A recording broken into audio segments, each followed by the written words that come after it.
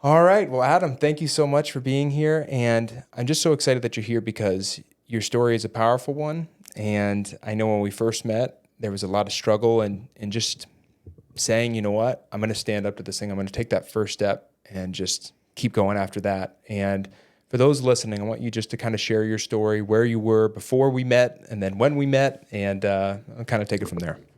Yeah, so my wife and I, we've been married for about 11 years, and we've got three kids. And at the time we met, I guess just kind of tired of feeling the shame and the guilt that comes along with pornography. And I think I had told you that the main, I guess, driver for the change was having my son, which he's now two, but just kind of realizing this isn't something I would ever want for him to struggle with, and just wanted to be the godly example and the godly father that I should be for him and my other two.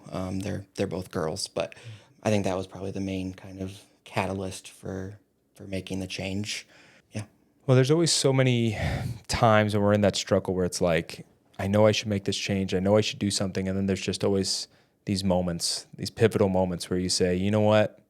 I got a choice. Am I going to keep going down that path or am I going to start finding freedom? And for you, you chose the path of finding freedom. And I guess what led you to us then, or how did you find us? How did you come across us? What was that all about? And what made you reach out and say, I want to take that next step? I feel like I had tried to do it, tried to stop by myself quite a few times. I guess I should have probably mentioned it. It was I struggled with pornography a little bit in high school and college, but it was always something I could kind of put down and not. But I would say the last like 4 or 5 years of our marriage, just with kids and everything, it was something I wasn't able to stop like I had before. Yeah. So I would say in the months before I kind of reached out to you, I kind of been searching for other options, whether it be an app on my phone or different things like that. I hadn't told anyone. None of my friends knew.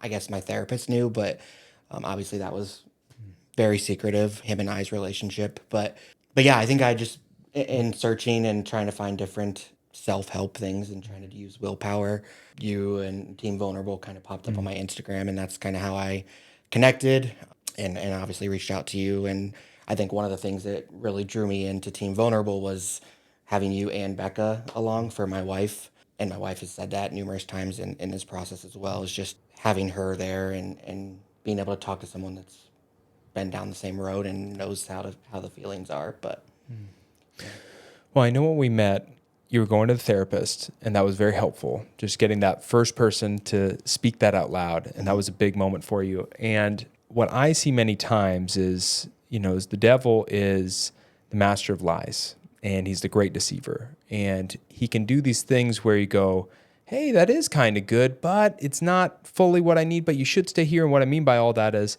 I remember asking the question, why not just only have a therapist and just go down that path? Because the therapist definitely helped you get to a certain level, but then it was like, okay, where do I really go from here to really find that true freedom? So speak to that a little bit.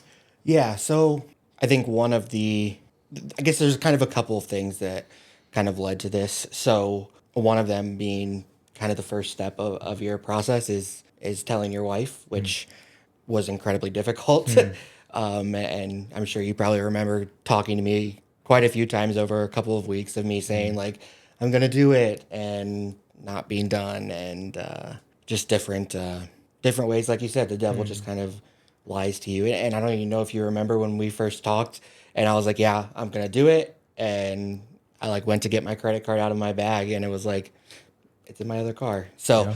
just like, and then it took me like another like Yeah. week or so to like actually get back to you and like actually buy it. So just like a lot of different times the devil just knows what he's doing. Yeah. I mean, he's smart yeah. But I would say that is the biggest thing is basically just saying like getting it out in the open. And that's one of the things you talk about a lot is like darkness is where kind of things fester, but when you bring things to the light, and that the light is where they go to die. Yeah. Yeah, this addiction cannot grow in the darkness. And the second it gets into the light, it becomes so weak. And then you just go, I don't even want to go back to the darkness. I've just been looking for the right help. And I guess for those who are watching, what was your experience like going through the Team Vulnerable method, going through the training, going through the program, reaching out for help, different things like that? Yeah. It was incredibly helpful. I think one of the big things was even just being able to go through it with Allison, my wife, and having that time of just connection, really. I would say that like connection time of, instead of after we get all the kids to bed, like coming downstairs, turning on the TV, both of us are scrolling on our phones, like all that extra stuff, versus being able to like come downstairs and do our little session and just be able to connect there. And then just like the exercises or the different questions that come up from the session, or the video we watch, being able to like discuss those. And I know there was one point in time where you had said something in a video, and Allison, as soon as you said it, I was like, she's gonna ask me about this, and I don't want to tell her the truth. Like I just want to glaze over it. And the second you were done, she was like, "So is that something you struggled with?" And I was like, "It is," and it was incredibly difficult for me to like be vulnerable in that moment, but definitely I feel like it was helpful in me personally healing, and her as well, and just being vulnerable and realizing that I can be vulnerable. It's not always easy still. Like even if there's a slip up or anything like that, like sometimes it's difficult for me to go to her and say, "Hey, I messed up." But I think on the other side of that, it's even harder if she asks me a week later and I say, "Yeah, there was one."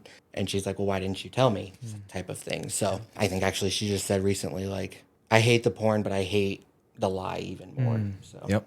It's one of the most common things we've heard year after year after year of the pain of not knowing, the pain of the lies is worse than the pain of them watching porn, right? We hear that from wives and girlfriends all the time. And one of the biggest things that we teach in our program is that why we go to porn, why we go to drugs, alcohol, all these things, because it's all the same. It's all coming from some type of pain that's going on inside where we say, you know what?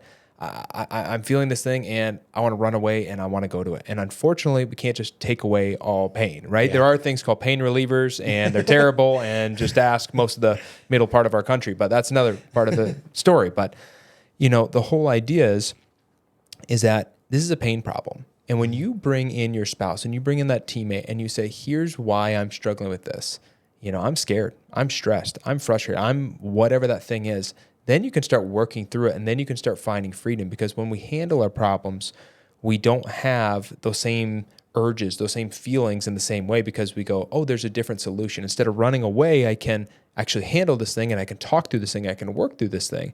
And so talk to them a little bit about that of, I know right now you're going through life, stress, kids, what was causing you to go to these things, right? In general, what's that pain?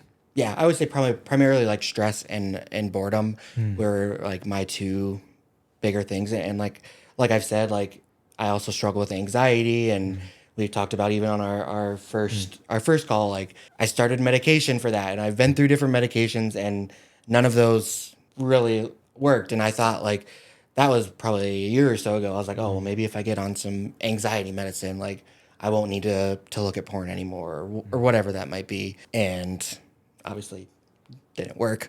But yeah, I would say like the stress of just life in general. Yeah. You got kids and all their activities, and I seem to internalize stress just based on some of the things I've learned throughout the course, and just the way that I deal with a lot of like things that happen to me is turning to porn instead of turning to God. And I think one of the biggest things, I might be getting ahead of you, but one of the biggest things I feel like I've learned is like how much God loves me. And I feel like that's like one of the biggest hurdles is like God loves you so much, he will deliver you from this awful, awful thing. It's always funny because all the pain, all the struggles, all the anxiety, all the everything, the solution is always the same thing. And it's always a lack of faith, not trusting in Jesus, not fully accepting his love, grace, and mercy that he has for us. And no matter what the thing is, and it's like I said, unfortunately, we can't get rid of the pain in this world, but the Lord is always there for us. Yeah. And, there's going to be good times, there's going to be bad times. And there's big trauma, there's little trauma, there's I'm hungry, I need a hamburger, I don't have a hamburger, I might as well go to porn. There's stuff like that. But it's always coming back to your relationship with Christ. And when you have someone else in your life that you can talk these things through, they can remind you of that, and then go, why are you scared? For me, it was like, all right, we're having another kid. It's like, I remember, before we even had that kid, it was like, do you want to have another kid? I'm like, I don't know. And it's like, well, if we had all the money in the world, would you want to have that kid? My wife asked me. I said, well, yeah. She goes, so you don't trust in God is what it is. I'm like, yeah, that's what it is. Yeah. I don't believe he's going to provide. I don't believe he's going to. And it's like, you know what? Do I trust in this God or do I not? Bottom line. And I said, let's go for it. Let's have that kid, and it's like, we got to have faith or you have disbelief. And ultimately the Lord will show you again and again and again. He is the way, the truth, and the life. And I'm glad that you had those times and those things. And I guess any other experiences with the course, or just where are you now from when you first started to now, just what changes have you seen? Anything like that? Yeah. So I would say that like the first 30 or so days, like after kind of starting, or after I told my wife, I would say almost kind of seemed easy to a point. It was almost like, oh, I got this. It's just not that bad. But things happen in life, and those stressors happen, and kind of, as you said, you have to have faith in God, and one of the things that you kind of teach about is journaling. That's one of the things that I have kind of really taken to enjoying and liking that, and I feel like it's super beneficial for me to be able to gather my thoughts and kind of put them on paper and be able to just process through kind of what's going on in life. And I kind of pair that with reading my Bible and things like that. So it's kind of set me up to have a better relationship with God and have that faith in knowing that he loves me. So. So many times we have no idea why we're doing what we're doing. We're just running on these subconscious patterns. And when you said that of journaling, taking the time just to write down, what am I feeling? What have I been struggling with? Why haven't I raised my hands in worship for, 6 months? I know for me recently it was like, man, I've been crossing my arms during worship. I'm sitting front row, crossing my arms though. Like, what does that sound like? That sounds like the Pharisee, right? That sounds like a modern day Pharisee. And it's like, yeah, my heart's been getting hard. Why has it been getting hard? Well, it's because I don't know. Well, that's why you need a teammate. That's why you need someone to talk things through with. That's why you need to journal. You need to take this time, sit in silence. Yeah. Because when you don't and you just let life run, who knows what's going to happen? Mm-hmm. So I guess what would be your encouragement to others who are going through this process? And I guess I would say this, so many people, they're struggling so badly with just bringing this into the light and just saying, you know what, I need to tell someone. Not I need to come on and share with, whoever's listening, all this. No, just one person, and just admit it's a problem and just bring this thing into light. What would you say to that person? I would say that as hard and as crazy as it seems in the beginning, the amount of relief that you feel at that moment of, and in my situation, it was my wife telling her, the amount of relief and just it's done. Yep. And it doesn't mean it wasn't hard and difficult. And kind of like I alluded to, a lot of times the devil tries to get in your head and says no, family's coming in this weekend, not doing it now, or there's never going to be, I forget the words that you say. There's never a perfect time to do the right thing. Yep. Okay. So well, there's never a wrong time to do the right thing. Yes. Yep. Okay.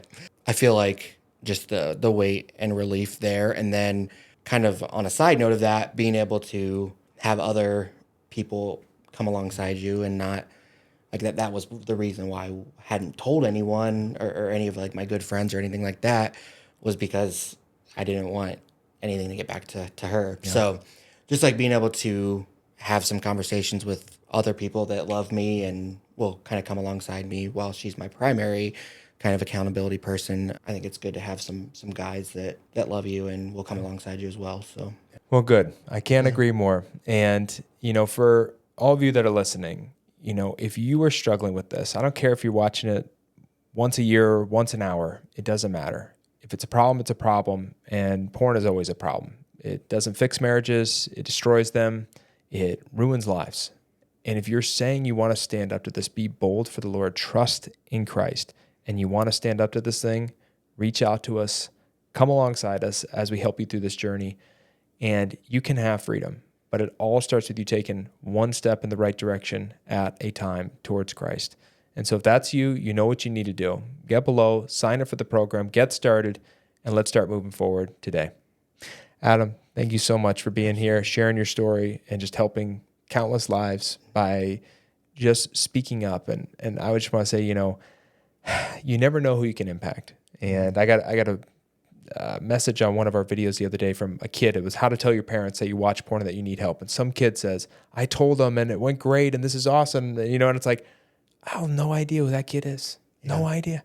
But it's like, that's a life that will be forever changed. Those kids' lives of that guy will be forever changed. Generations go on. And so if you're serious, again, do what you need to do. Trust in the Lord and take action. Thank you again, Adam. Yep, Appreciate absolutely. it. Thanks.